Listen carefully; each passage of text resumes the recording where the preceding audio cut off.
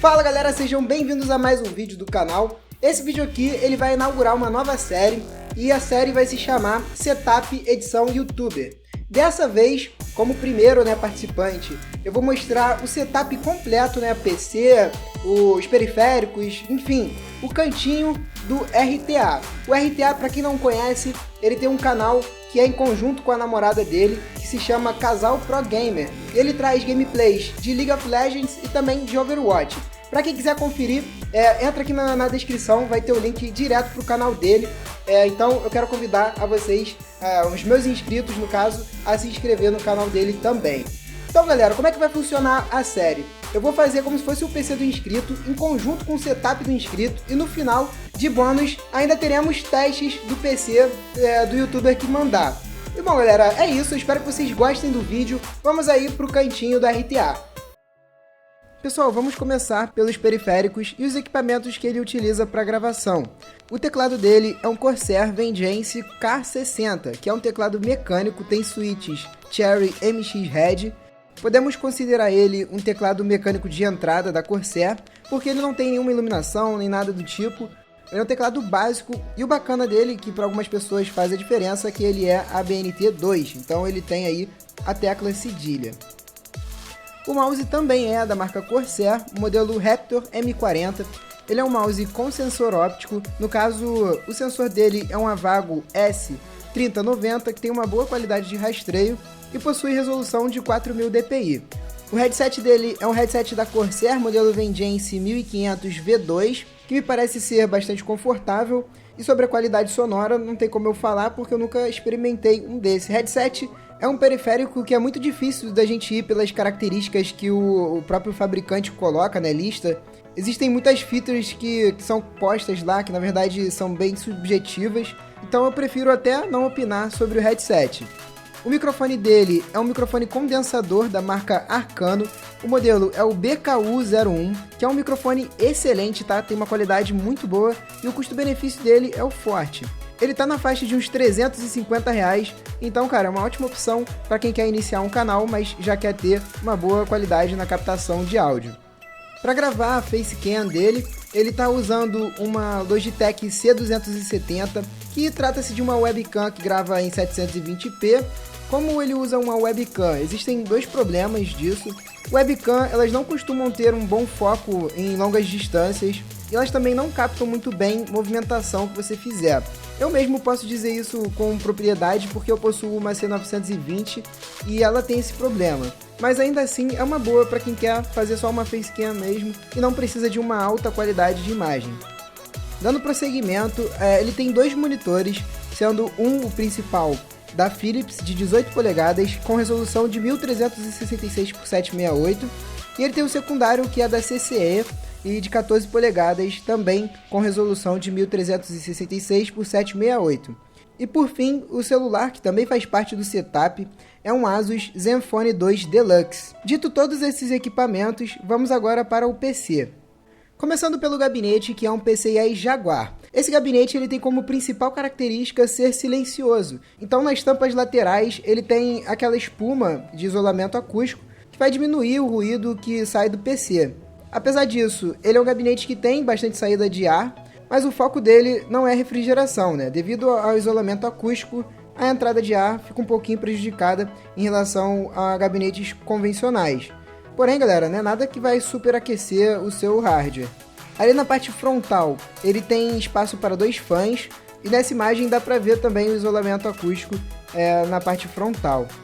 O painel dele fica no topo, tem ali uma entrada para cartão SD e micro SD, dois USBs 2.0 mais dois 2.0 e entrada e saída de áudio. Nessa imagem já dá para ver ali todos os componentes da configuração, é uma imagem bem ampla, pegando toda a parte interna do gabinete sem a tampa lateral. Como vocês podem ver, esse gabinete ele não tem baias de HDs ali nessa parte. O projeto dele é daquele formato, onde a fonte e a baia dos HDs ficam em um outro compartimento. O suporte para arrumação de cabos desse gabinete é muito bom. Ele tem ali aqueles espaços para a gente poder passar os cabos da fonte. E o RTA conseguiu fazer uma arrumação muito boa. Como esse gabinete não tem baias de HDs ali naquela parte, vocês podem ver que ele fica com um espaço interno muito bom, e isso ajuda pra caramba na refrigeração dos componentes. O processador dele é um i5 4690K, processador desbloqueado para overclock. A placa-mãe é uma Asus Z97E, que também é uma placa-mãe boa para overclock, dá para subir bastante o processador dele. Além disso, o processador está sendo refrigerado com o water cooler da Corsair H100i versão 2. Na parte das memórias, ele optou colocar apenas um módulo de 8 GB, é uma memória da Kingston HyperX Fury, creio eu que com clock de 1600 MHz.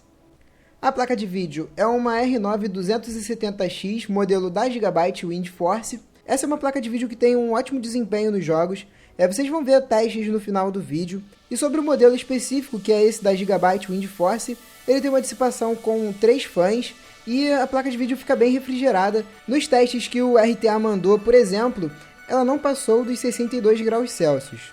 Ele também me mandou fotos da parte de trás do gabinete. E aí é o que eu falei do outro compartimento do gabinete, né? A fonte e os HDs ficam ali naquela parte de baixo. No caso são 2 HDs, um da Seagate de 320 GB e um da Western Digital de 500 GB. Esse gabinete ele tem um espaço para você conectar o SSD ali na parte de trás, e foi o que ele fez. O SSD dele é um da Kingston de 120 GB de espaço. E para finalizar, a fonte é uma Corsair CX750M, que é um modelo semi-modular. É uma fonte muito boa, tem uma qualidade excelente, selo 80 Plus bronze. Uma coisa que eu notei é que o selo da Corsair está de cabeça para baixo. Eu não sei dizer, galera, se realmente o fã da fonte está para cima. No caso desse gabinete, não teria nenhum problema de fazer a instalação da fonte assim, se no caso tiver o contrário mesmo. Mas se fosse um gabinete convencional, onde a fonte fica no mesmo espaço dos outros componentes, aí eu já não indico, porque o fã da fonte ele vai acabar pegando o ar quente de dentro do gabinete e jogando para a própria fonte. E isso pode acabar superaquecendo a fonte. Então, galera, finalizamos aí com todo o setup. Agora nós vamos para os testes que ele mandou. E como vocês podem ver, eu pedi para ele seguir os padrões do teste você mesmo. Ele está mostrando aí pra gente o programinha CPU-Z e também o GPU-Z, né? Dá para ver ali toda a configuração dele, o processador e a placa de vídeo. E ele também vai dar uma rápida passada na abinha de memória e de placa-mãe. Bom, olhando o CPU-Z, eu creio que ele fez um overclock ali para 4.2 GHz no processador. E a placa de vídeo está no seu clock padrão. Então o primeiro teste que ele vai fazer vai ser no Overwatch, que é um game que ele posta, né, vídeos no canal dele, que é um jogo da Blizzard de FPS, só que ele tem uma pegada diferenciada, onde a gente tem também algumas skills como se fosse um jogo MOBA. Pelo que eu pude perceber nesse teste, o game não é muito pesado para a placa de vídeo. Uma questão importante é que a resolução dele não é Full HD, é a de 1366 por 768. Isso acaba fazendo o processador ser requisitado um pouquinho mais. Uma outra questão também é que na gameplay que ele gravou, ele esqueceu de mostrar as configurações gráficas na qual ele vai rodar o teste. Então eu pedi para ele depois mandar um print para mim, só para não ficar sem essa parte de configuração, que eu acho bem importante. E vocês podem ver ali, o game está na resolução que eu falei, de 1366 por 768, e na qualidade dos gráficos está ali no alto. A configuração dele roda no épico, mas a maioria da galera não vê tanta diferença assim do épico pro ultra, por exemplo. E como o Overwatch é um game que é frenético, a galera prioriza os frames por segundo. Então vamos comentar um pouquinho aqui sobre o que está acontecendo com os frames. Vocês podem ver, cara, que está rodando ali acima dos 100 frames por segundo o jogo. O processador está sendo utilizado nos seus 78%, quase 80% em alguns pontos do game. Em questão de memória RAM, está utilizando menos de 4 GB, mas eu creio que em Full HD essa quantidade de RAM suba bastante. Então o ideal para esse game aqui em Full HD seria a utilização de 8 GB de memória RAM.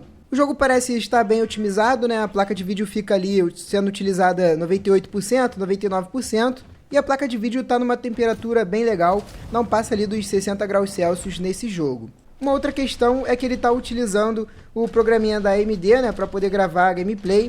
Isso consome um pouquinho de hardware, então o FPS é um pouquinho maior sem estar gravando.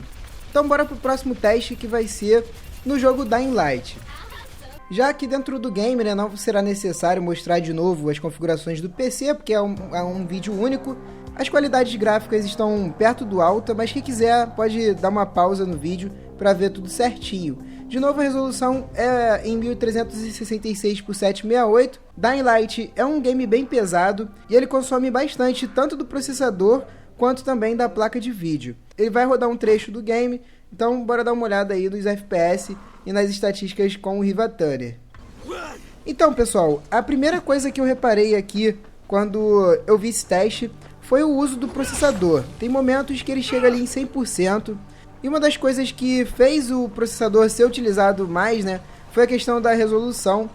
Creio eu que se tivesse em Full HD, o processador seria menos requisitado, mas não se caracterizou o gargalo porque em nenhum momento eu vi quedas de frames. Pelo contrário, a taxa de frames ela ficou estabilizada ali nos 55 frames, podemos dizer, de média. Sobre a quantidade de uso de memória RAM, novamente, 8 GB são necessários.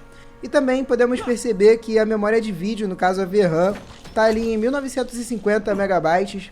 E como a placa de vídeo dele tem apenas 2 GB de VRAM, ela já está quase que no limite, mesmo estando em resolução mais baixa que Full HD. Sobre a temperatura, a placa de vídeo não passou em nenhum momento de 60 graus Celsius. Eu sei que para a temperatura esse teste é um pouquinho irrelevante, né? Já que foi feito um teste rápido e a gente não ficou aqui bastante tempo. Para fazer um teste realmente válido para a temperatura de placa de vídeo, o teste deveria ser bem mais longo. Mas ainda assim, galera, dá para ver que o game está rodando bem e a configuração dele rodou de boa esse game.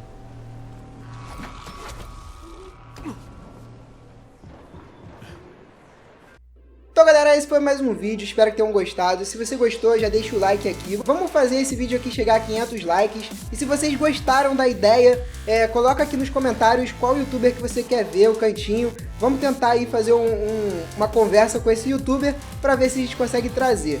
Tranquilo, galera? Um abraço a todos, tamo junto, tudo de bom, fui!